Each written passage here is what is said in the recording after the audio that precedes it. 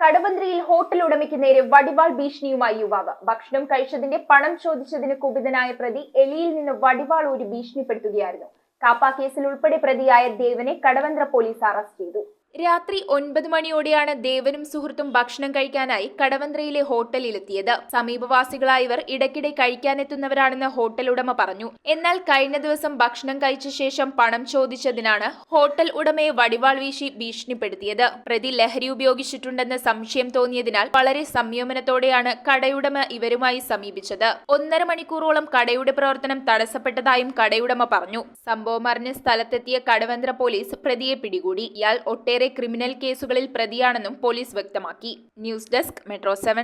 കുറഞ്ഞ പലിശ, കൂടുതൽ പണം, 30 വർഷത്തെ പാരമ്പര്യം, ഹൃദ്യമായ സേവനം, ഞൊടിയിടയിൽ പണം. സൗത്ത് ഇന്ത്യയിലെ 100% വിശ്വസിക്കാവുന്ന സ്ഥാപനം CFL ക്യാപിറ്റൽ ഫിൻസർവ് ലിമിറ്റഡ്. മാറുന്ന ജീവിതം, മാറാത്ത വിശ്വാസം.